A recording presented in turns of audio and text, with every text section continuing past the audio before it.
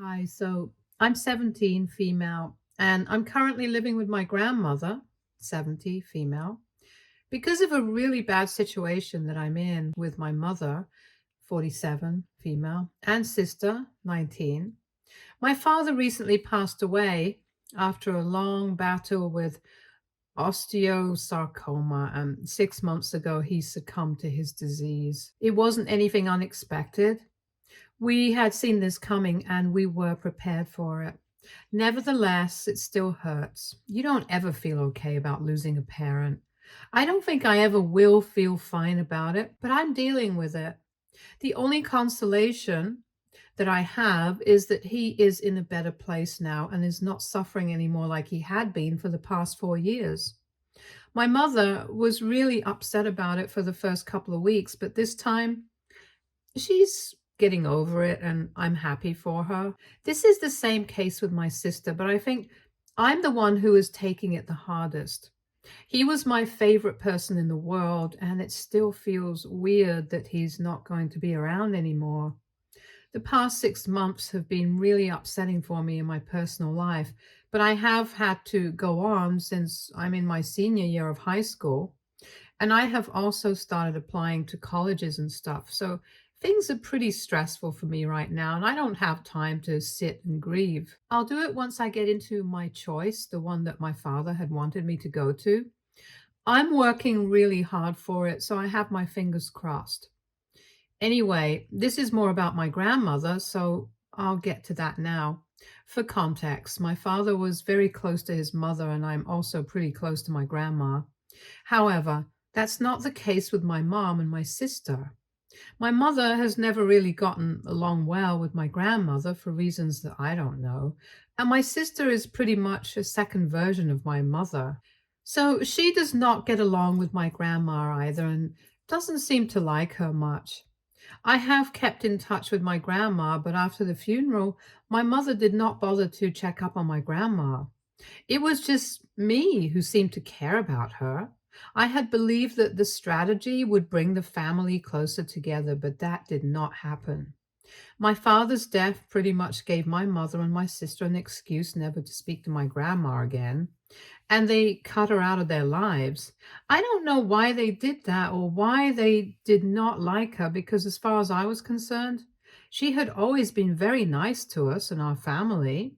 She had always been nice to my mom and my sister as well, even though they never bothered to hide their disdain for her. Even when they would be visiting her house, they would act really weird and arrogant and make it awkward for everybody else as well.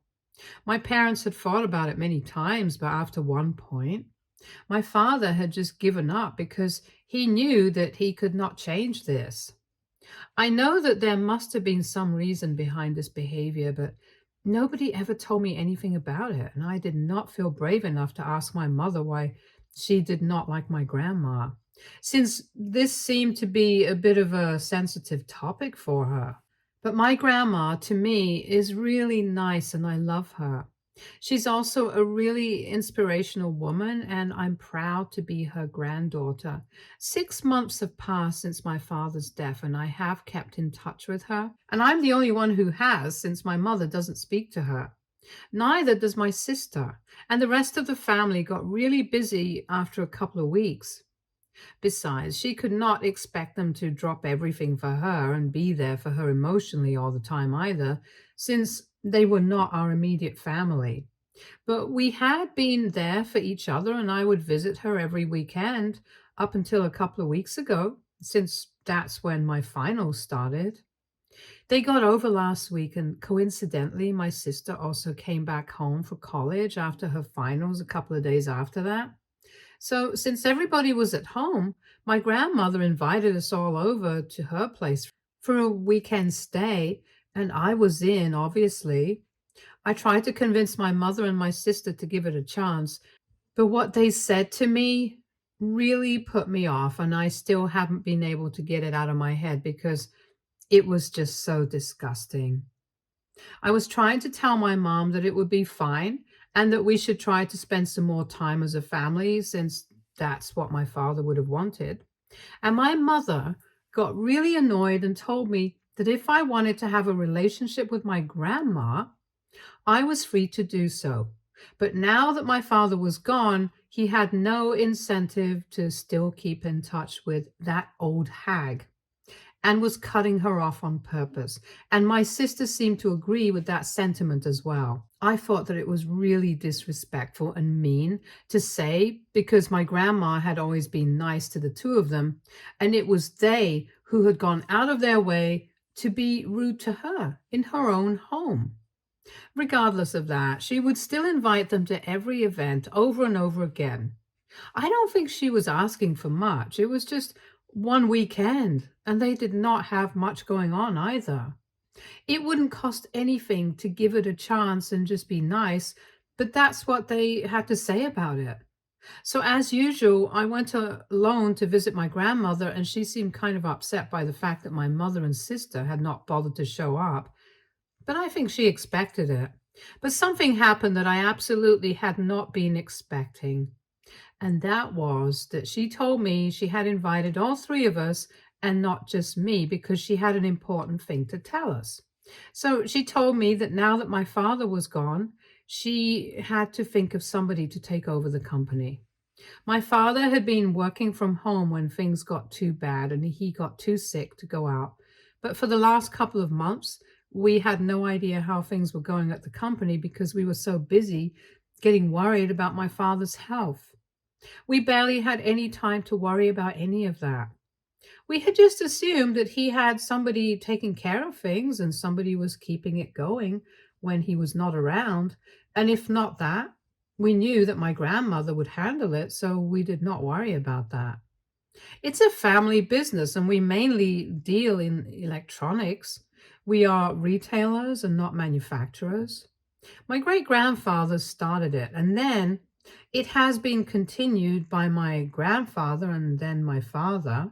But my sister is still in college, and I haven't even graduated from high school yet, so obviously neither of us could take over yet. The only person who is qualified to take over would be my mother. She works in a bank right now, but I think she would have done a good job here as well. However, since she hadn't even bothered to show up for that weekend stay at my grandmother's place, she had been disqualified anyway, and she wasn't even going to count my sister in since she was underage, and like I said, a miniature version of my mother. That just left me. But I was not even 18 yet, and even then I had a long way to go before I was ready to take over such a huge responsibility. But eventually she told me that she was going to leave the company to me. For now, she was running it with my granduncle, my grandma's cousin. But even he was getting old and could not take the responsibility for long. He was already in his mid-60s and had been planning to retire. But then my dad got diagnosed and he had to put everything off. The best he could do was a couple more years, but after that, he would be out. My grandmother desperately wanted to keep the business within the family, so she asked me if I would be willing to take on the opportunity. She told me that she knew I had been planning to go to business school anyway, since in the long run, I had been planning to take over the company after my father. I just hadn't expected him to go away so soon. That had never been part of the plan, but yes, I did want to run the company. So she asked me if I would be up for the challenge, and I didn't even have to think twice before I said yes. Then she told me that for the next couple of years, she would take care of everything and would start grooming me to take over after I graduated. I won't even have to worry about my college tuition since my grandmother has promised me that she's going to take care of all of it. After I had accepted it, the first thing that she did was tell my granduncle that I was going to take over, and he just had to wait it out for a couple more years. But once I was done with business school, I would be taking over. They would supervise me for a couple of years, but once I had proved my mettle, I would be on my own. And I had faith in myself. I know that I can do this. I'm very confident about it, so I did not feel the need to hesitate or think twice about this decision. Now I think where things went wrong was when I decided to call my mother up and tell her about this. I did not actually intend to gloat. I just wanted to let them know that they had made a mistake by rejecting my grandma and her invitation. I wanted them to know that their arrogance was taking them down. When I told my mom about it, she refused to believe me at first. But then I told her that I was serious. And then she started yelling at me and said that I had no right to gloat like this, and it was pretty petty of me to do so. I tried to tell her I was not trying to gloat. I was just trying to tell her that if she had been kinder, then this golden opportunity would have come to her instead. Or maybe to my sister, since she was also a finance major and would have had a job ready and waiting for her after she graduated. But now that seems unlikely since my grandma has made up her mind and is pretty upset about the way that she was snubbed.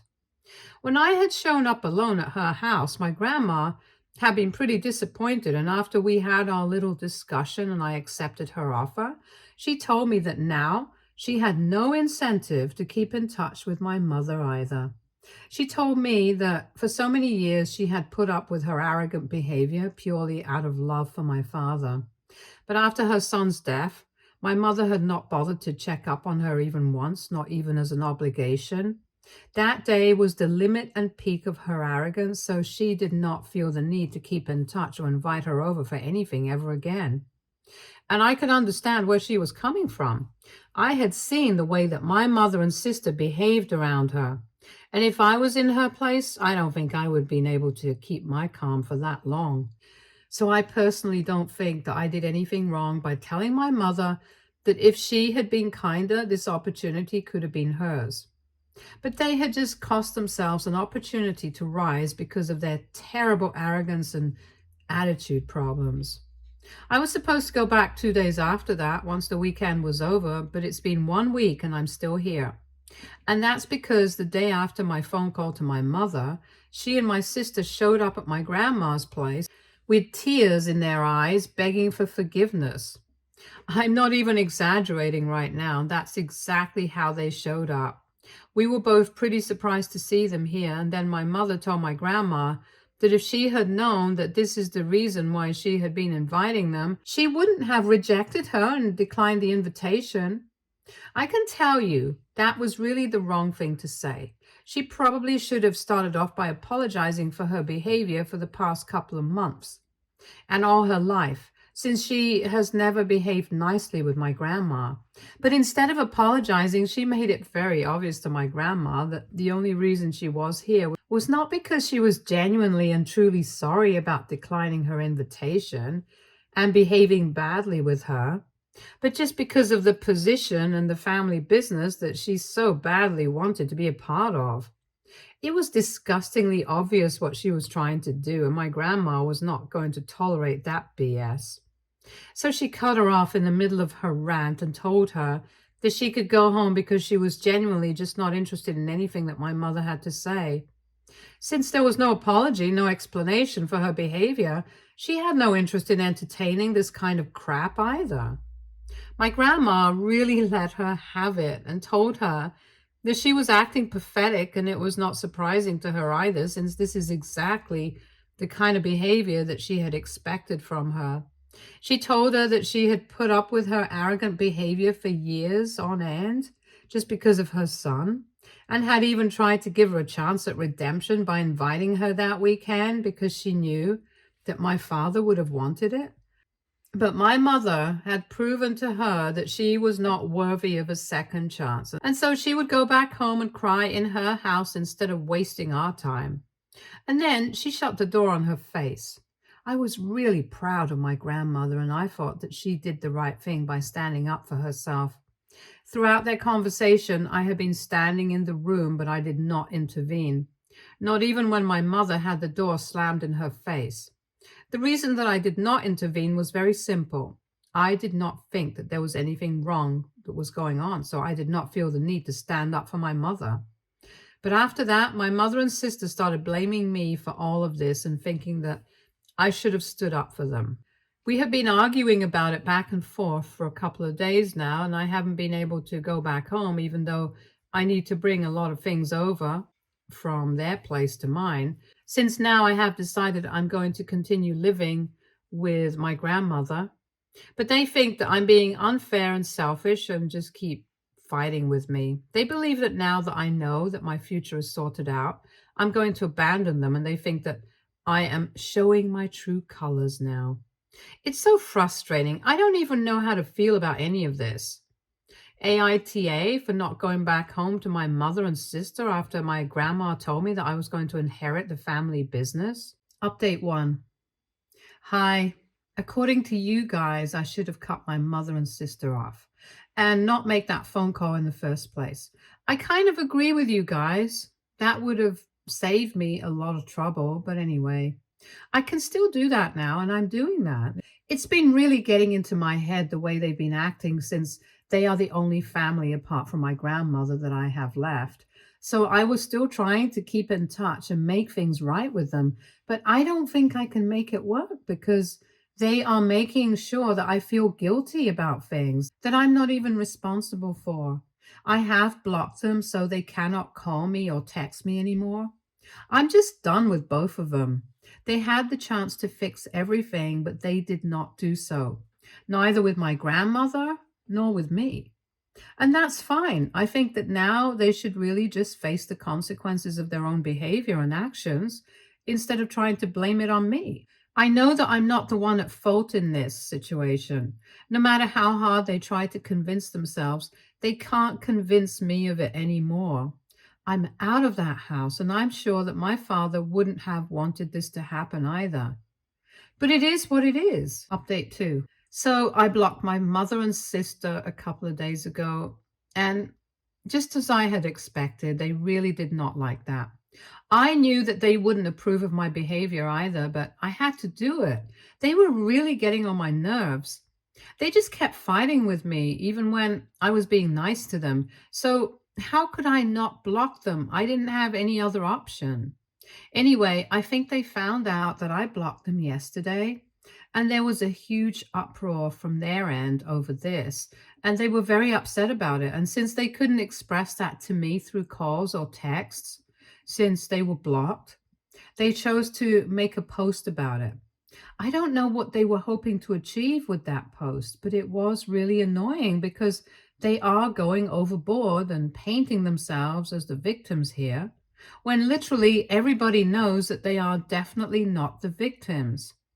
They even accused me of something that I couldn't even have imagined, even if I had wanted to do that to them, because they did not have anything else to use against me. They had to just come up with a theory and run along with it, pretending that it was true. They posted the entire story of what had happened and how they came about to be blocked, but obviously they painted me to be the villain and themselves to be the victims, and put everything in such a way that people would consider me the bad guy. They accused me of keeping the purpose of my visit to my grandmother's secret on purpose so that they would decline the invitation and lose this golden opportunity. They said that apparently I knew exactly why my grandmother had invited the three of us to her house, but I knew that they would not accept the invitation if I did not tell them why she had invited us. My mother did not have a good relationship with my grandma, and I used that to my advantage to hog this opportunity for myself and further ruin her relationship with her mother-in-law. All of that is a blatant lie, and I think the people reading this know the truth. So far, I don't know what people are feeling about it because I haven't been able to read the comments on that post. I even know about that post because of one of my relatives sent it to me and asked me what was going on. I don't know what I'm supposed to do now. I want to tell them to take it down, but for that, I will have to unblock them first. I haven't even talked to my grandma about it because she's already pretty upset after the passing of her son, and I don't want to create more trouble for her. So I have been dealing with all of this on my own for now. I don't want to make her even more sad and disturbed than she already is with these petty fights. Update 3. Hi, I spoke to a couple of my friends about this, and they said that I should confront my mom and my sister. So that's what I did. I unblocked them and I asked them what was that post even for, since I was not even trying to fight with them. But they kept spreading lies about me, and it was really getting on my nerves. My sister did not reply to me, but my mother got back to me saying that she had to do this because she knew that there was at least some truth in what he was saying, and people needed to know how I really was as a person, since I constantly pretended to be nice and sweet. But in reality, that's not the truth. And I am as far from sweet as can be, as I stole a fortune from them. I really lost my cool at that point because her behavior was completely unreasonable. And I think she was the one who had major issues, not me. I really am as sweet as I behave, but she just keeps pushing me, and I'm not going to take that. So I told her, or rather yelled at her, and said that I had already lost a father and I was not scared of losing another parent. I told her that she had screwed her life up with her bad attitude. She couldn't just blame it on me and pretend that that was the reality of the situation. She was the one who had always had issues with my grandma, and that's why she had rejected the invitation. I even jogged her memory and reminded her of the exact words that she had used, and told her that she was the one who had called my grandma an old hag, and had said that now that my father was gone, she did not want to keep in touch with her anymore. So I don't think any of this was my fault. I really didn't know why my grandma had three of us for a weekend stay, but if I had known about the purpose of the visit, I would have told him about it. So they could have had a fair chance. But honestly, I really am glad that they didn't get that opportunity at all because they don't deserve it. They have no respect for the people in their lives and take everything for granted. So I think this should be a good lesson for them. Even while I was telling her all of this, she kept trying to interrupt me and fight with me, and that was agitating me even more. So she kept saying things, and I kept yelling at her in return, and the situation only kept getting worse. And I think at some point I must have gotten loud enough for my grandma to hear. So she came into my room to check out what was going on, and when she saw me arguing on the phone with my mom, she decided to grab the phone and hang up. And she told me not to waste my energy speaking to her and then left the room, which I think was a good call because I was getting really upset and it was completely unnecessary. I can't change her. I can't force her to see my point of view and consider it. She's just going to be the same narcissistic person who only cares about herself. And I can't do anything about it. It's pointless for me to waste my energy arguing with her. So now I'm just trying to calm down and deal with my emotions right now. Update 4. Okay, a lot of you were asking me exactly why my mother and my grandma don't get along. Or rather, why my mother doesn't like my grandma. And I honestly didn't know. I didn't have an answer to that. So I had been avoiding those questions. But today, I finally decided to find out because I think it's about time that I get to know about these things. They definitely do concern me, and I am part of the family. I deserve to know. I obviously couldn't ask my mother about it, not after the fight we had on the phone call today. So I decided to ask the only other person who would have an inkling as to why this was the case. So I approached my grandmother and I asked her very straightforwardly why my mother didn't get along with her. She seemed a little taken aback by that question, probably because she hadn't seen it coming after so long. But she did not shy away from telling me the truth. And I finally have an answer to your questions now. So apparently, before my parents got married, my mother had been talking about quitting her job so she could be a stay at home wife. My grandmother had put her foot down and said that she was not going to allow that to happen because of a couple of reasons. The first one is the most practical reason that my dad already had a full time housekeeper working for him from before he had even started dating my mom. So there was no point in her staying at home and doing nothing. The second reason was that she knew that if my mother decided to stay at home for a while, she would just never end up going back to work. And that would mean that she would be relying on my dad's income for the rest of the duration of their marriage.